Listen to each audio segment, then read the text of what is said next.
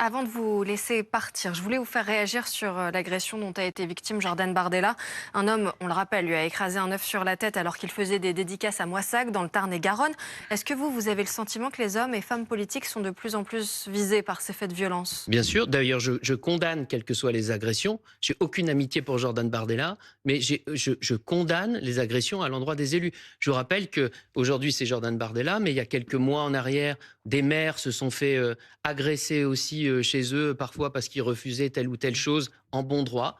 Et donc, la question de la protection des élus n'est pas discutable. Et quand on agresse un élu de la République, on agresse la République et ce n'est pas acceptable. Vous en avez subi personnellement? Est-ce que lors de vos déplacements, vous subissez des Non, agressions?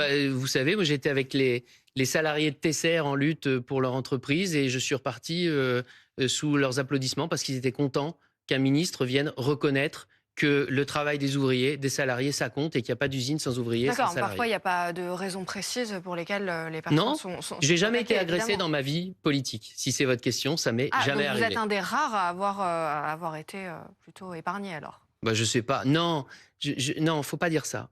Vous savez, en Bah, il y a France, quand il y a à même peu près beaucoup de... 600 000 élus locaux. Mhm.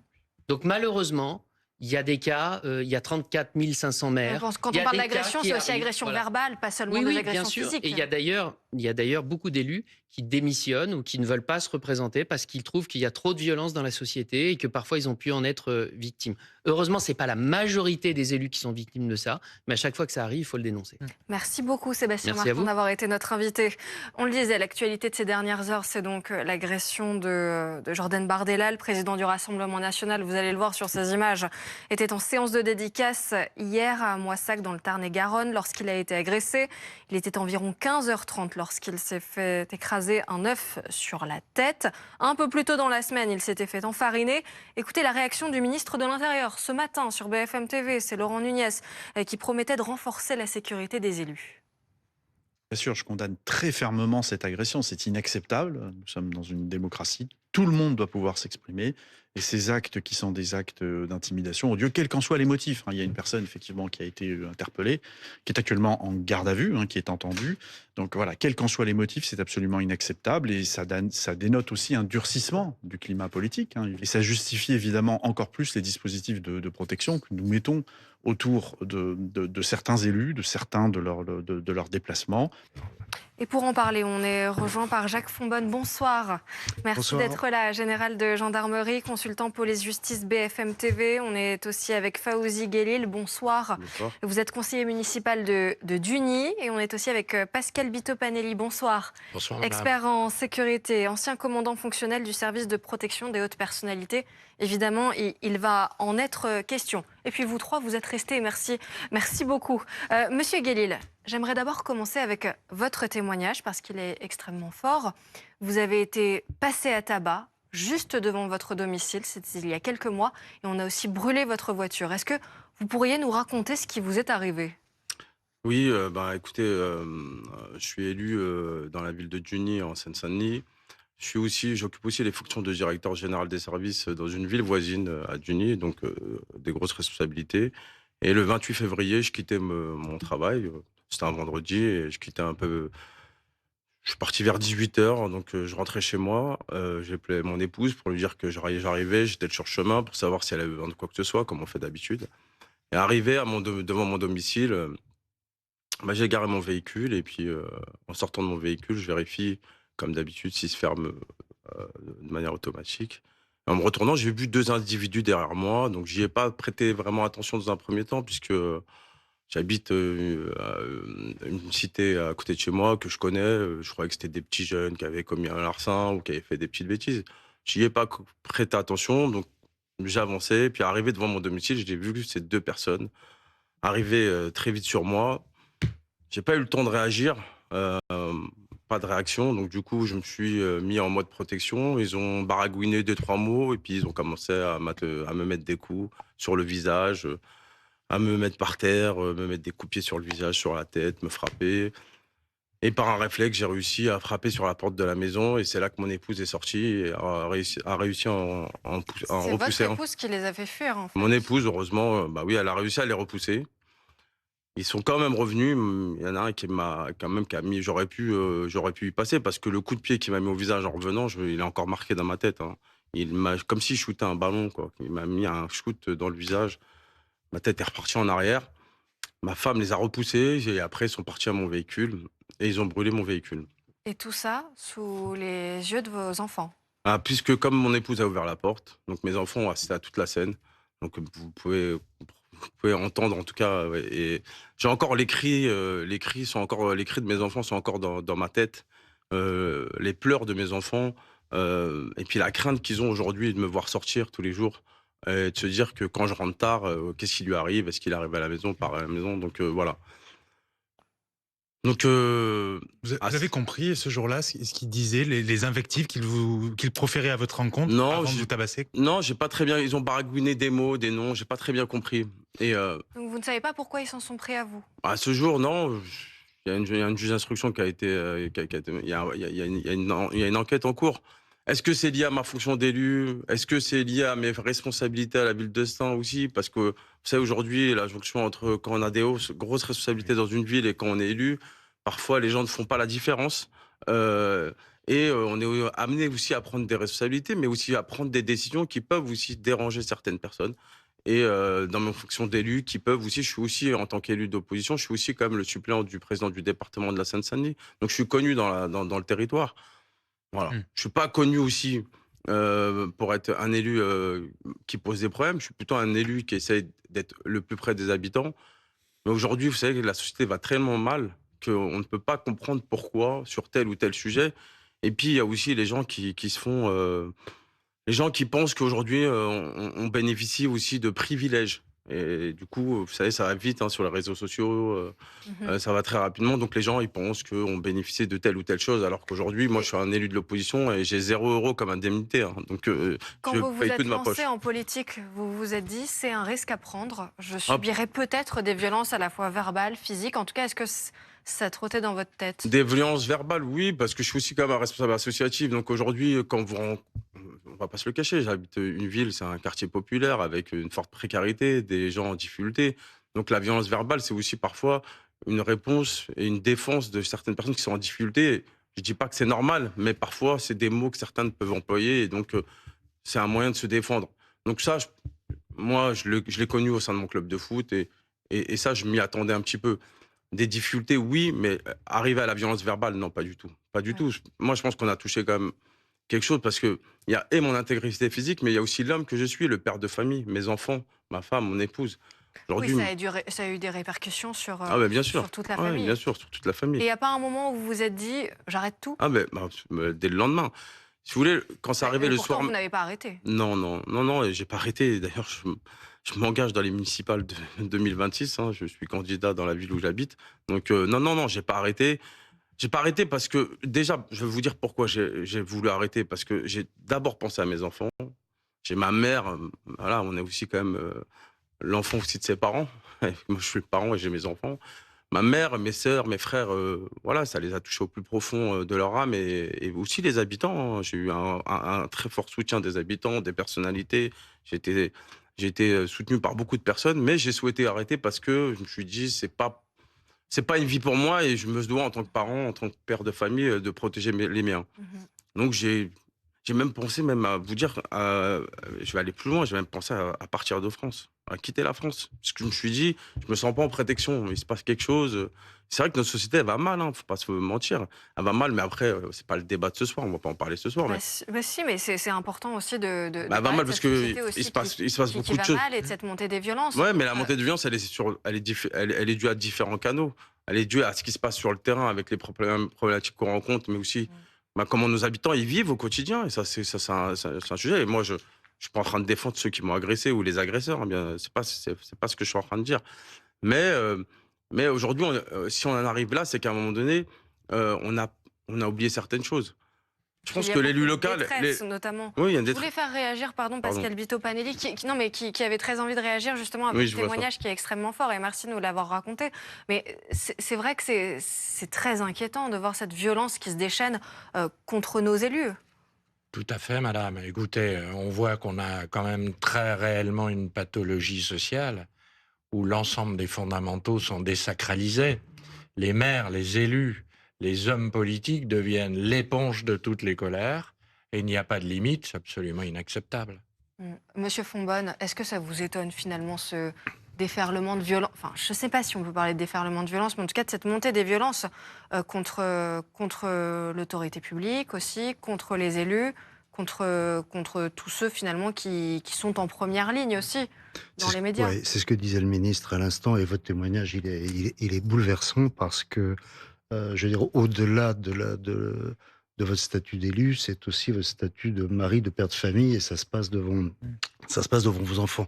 Ce que disait le ministre à l'instant, je veux dire, c'est fondamental, c'est-à-dire qu'à partir du moment où on s'en prend à quelqu'un qui représente la République, qui est un élu, on attaque la République elle-même.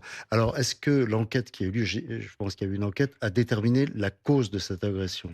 Non, pas encore. Il y a quelqu'un qui est passé devant les juges des libertés et des détentions. Il est en détention actuellement. Le deuxième, C'est un de vos agresseurs. un de mes agresseurs, le deuxième est dans la nature. Donc c'est aussi ce qui nous fait aussi penser qu'ils peuvent revenir, quoi. Parce Ouais. que Ouais, mais ce qui veut dire que l'enquête a été bien faite. Est-ce qu'il y a eu un mobile? Est-ce qu'il a dit devant le juge? non, lui, il n'a pas parlé, celui qui est en prison. En tout cas, j'ai été entendu par la juge d'instruction Ouais. à ma demande, mais aussi elle a voulu m'entendre.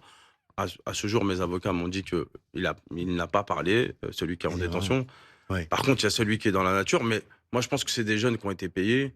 Et il faut chercher les protagonistes. C'est surtout ceux, vous savez, aujourd'hui, c'est facile sur Snapchat, sur les réseaux sociaux, de mettre Ouais, une ouais, et annonce, puis- voilà, est-ce que tu veux... Et puis de faire monter la haine contre les gens. Exactement. c'est Non, ça. mais est-ce qu'il y a encore je dirais c'est l'enquêteur qui parle, mais est-ce qu'il y a encore une chance pour que, et c'est vraiment une chance, parce que ça veut dire que c'est pas l'élu qui aurait été visé, mais est-ce qu'il y a encore une chance pour que ce soit une agression de rencontre? C'est-à-dire que vous étiez au mauvais endroit, au mauvais moment, avec deux types qui Visiblement, ils vous traînent, attendaient. mais où est-ce qu'ils vous attendaient? Est-ce que Non, les non. propos qu'ils ont tenus vous laissent à penser qu'ils vous attendaient comme élu? Bah, je peux pas vous dire tout ce qui se passe sur l'enquête, mais au vu de ce qu'on m'a donné, et ce que la juge m'a donné comme information, parce qu'elle n'a pas pu m'en donner plus, c'est que c'était quelque chose de prémédité. Donc on m'a suivi jusqu'à mon domicile, on a même repéré les lieux, et du coup c'était quelque chose de prémédité. L'incendie de la voiture plaide plutôt Exactement. contre Exactement. Ils sont allés jusqu'au bout de une, leur... Ouais, oui. enfin, une agression de rencontre. Moi, je suis tout à fait bouleversé aussi par votre témoignage,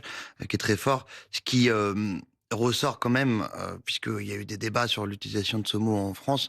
Moi, je suis désolé, pour moi, ça, c'est de l'ensauvagement. L'ensauvagement, c'est un concept qui a été inventé par une sociologue qui s'appelle Thérèse Argot, qui a travaillé d'ailleurs dans des cabinets socialistes, des cabinets ministériels socialistes. C'est pas quelqu'un d'extrême droite. Et en fait, la définition qu'elle donne de l'ensauvagement, c'est une sauvage indifférence à la vie humaine.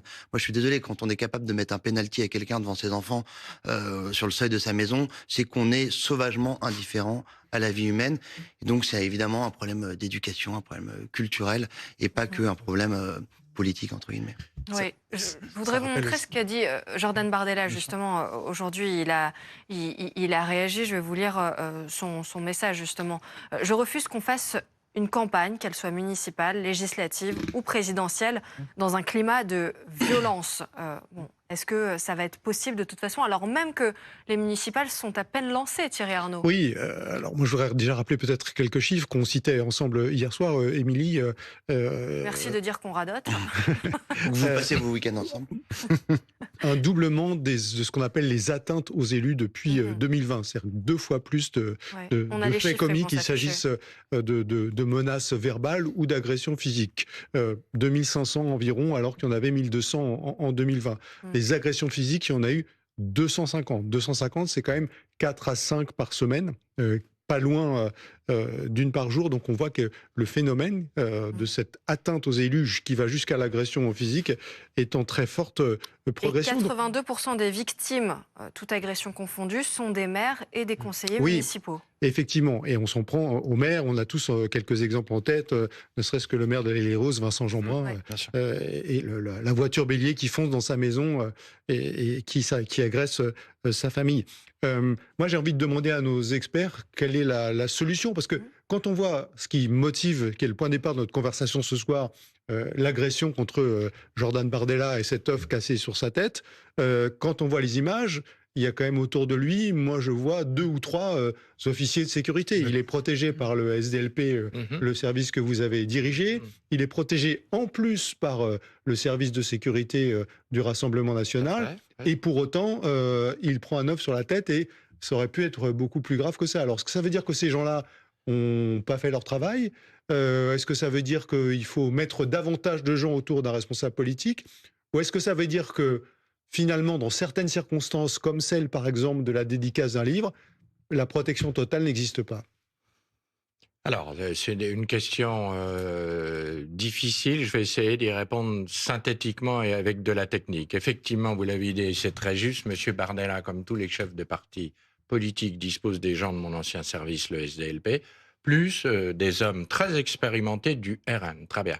Donc, comment on construit la protection autour d'un homme politique? C'est en créant un dispositif de sécurité qui l'entoure, un box, disent les Anglais, une boîte, avec des gens qui ont une position particulière, à 360 degrés et en permanence. C'est ce qu'on voit sur les images, d'ailleurs. Voilà. La difficulté, quelle est-elle? Et je le dis souvent, la sécurité, c'est une affaire de professionnalisme et de dosage, et dans la protection rapprochée, je rajouterai d'anticipation et de distance. Or, la problématique est la suivante. Pour protéger d'un jet, d'un coup de poignard, d'un coup de poing, qui se passe en 1 seconde. Un homme politique qui est dans cette configuration, dans un bain de foule, dans un marché, dans une dédicace, il faut littéralement être au contact de cet homme politique, à côté de lui, le toucher, pour pouvoir bloquer, être en parade, en anticipation. Autrement, on est trop loin. Mais c'est compliqué pour mener campagne aussi et pour se rapprocher des gens. Donc là, en l'occurrence, on était trop loin.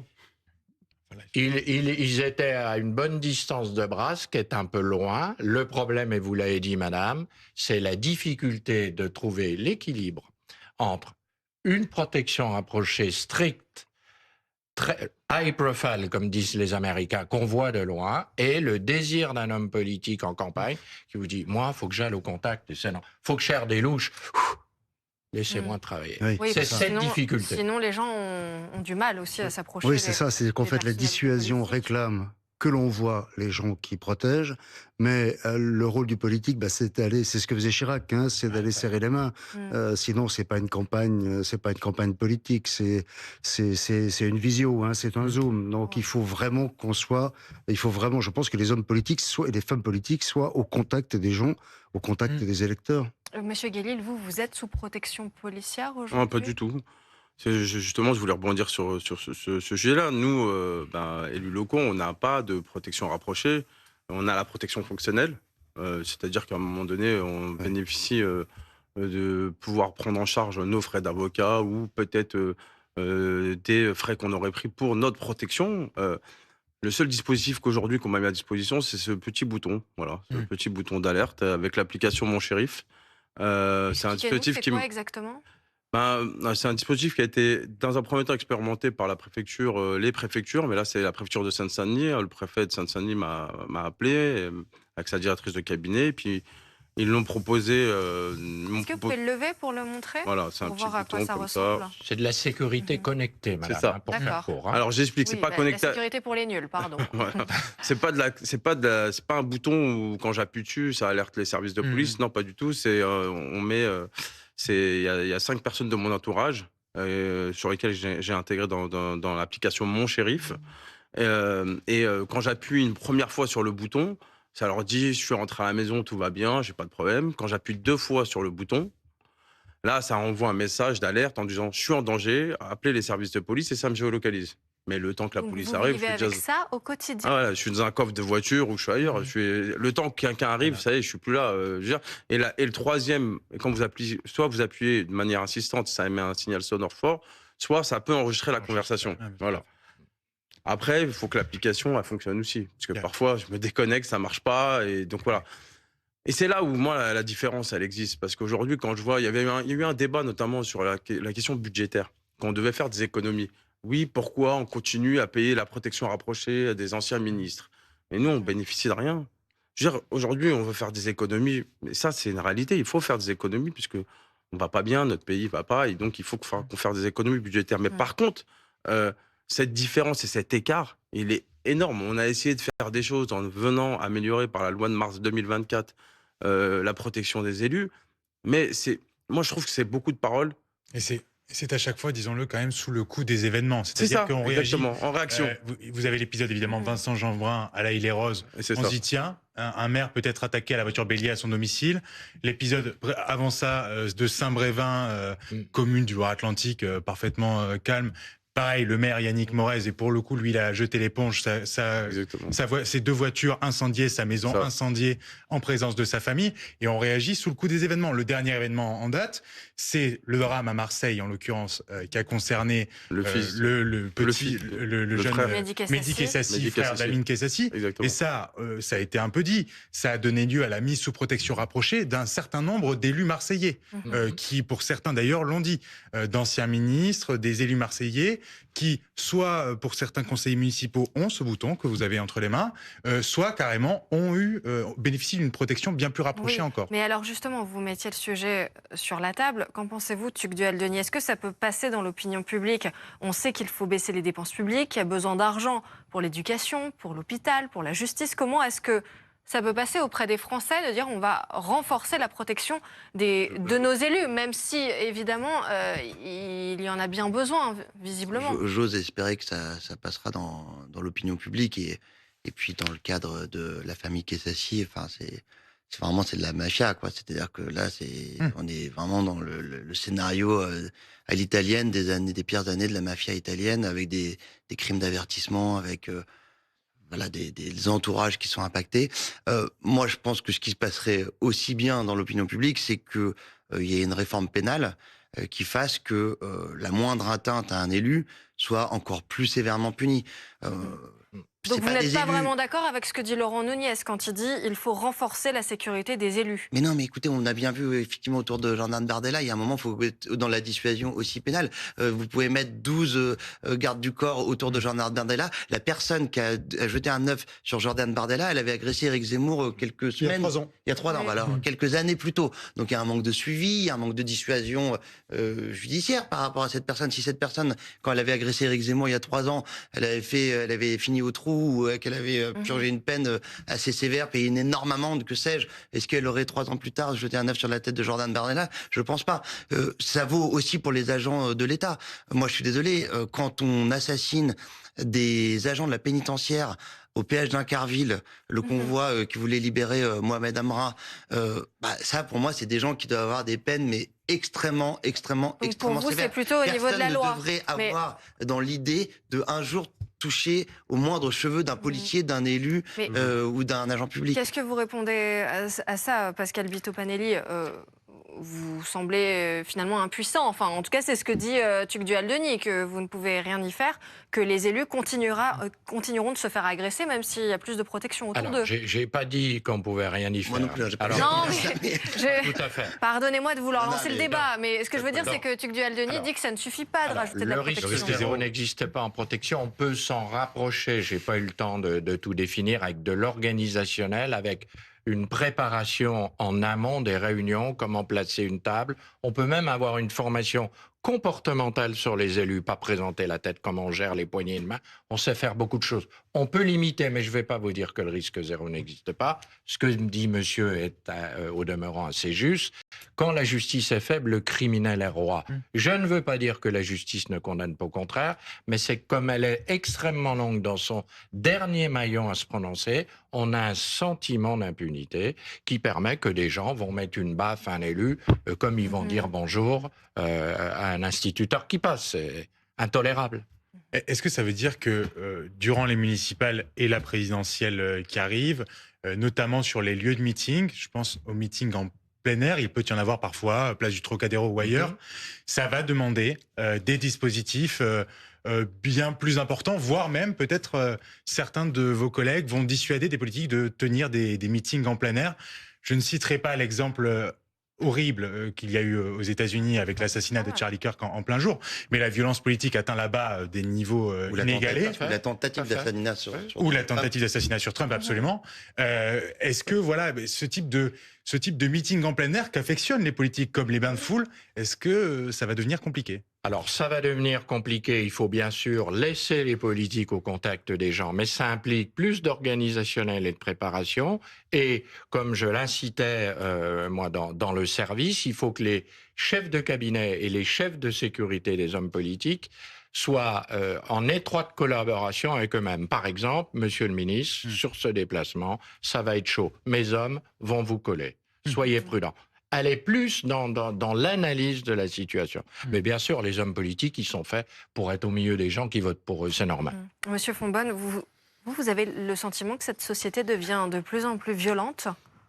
Ou est-ce qu'on en parle plus aujourd'hui? Peut-être qu'aussi les hommes et femmes politiques le disaient moins, et peut-être que ces actes violents mais je ont toujours pense existé. qu'il y a quand même une désacralisation de la fonction. Je veux dire, les élus sont les élus du peuple, c'est-à-dire que c'est l'émanation de la majorité, c'est l'émanation de la volonté de la République.